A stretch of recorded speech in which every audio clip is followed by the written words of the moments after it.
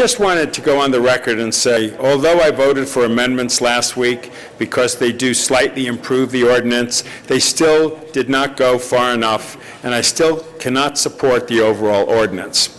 In my district, there is a net loss of affordable housing as older residential buildings are replaced with market-rate housing projects. What gets built in their place is a minimum amount of affordable units, and people literally can't afford to live in my district anymore. This ordinance does nothing to improve this situation. In addition, this ordinance allows much more intense development than is required by the state mandate. Developers would have greater power to avoid local land use plans, many of which were the product of years of work by community activists.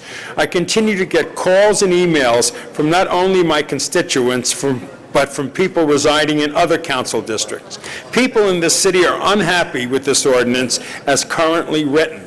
Other cities, such as Burbank, have taken a different approach. In Burbank, the onus is on the applicant to demonstrate that it is not financially feasible to build the project without the incentives.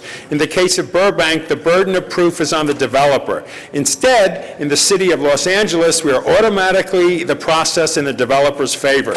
The city of Burbank accomplishes the same goal without disrespecting the planning process and the community. In short, this ordinance does not work in my district, and in general, it goes too far. You might have heard me last week about Louise Avenue, where all of a sudden we're R1 and beautiful homes. Somebody had designated something R3 in the back of the main highway, and all of a sudden it's sprouting up as something that is totally out of character and scale with my neighborhood. It's going to eat up more parking in the neighborhood and just becomes an assault in our district. So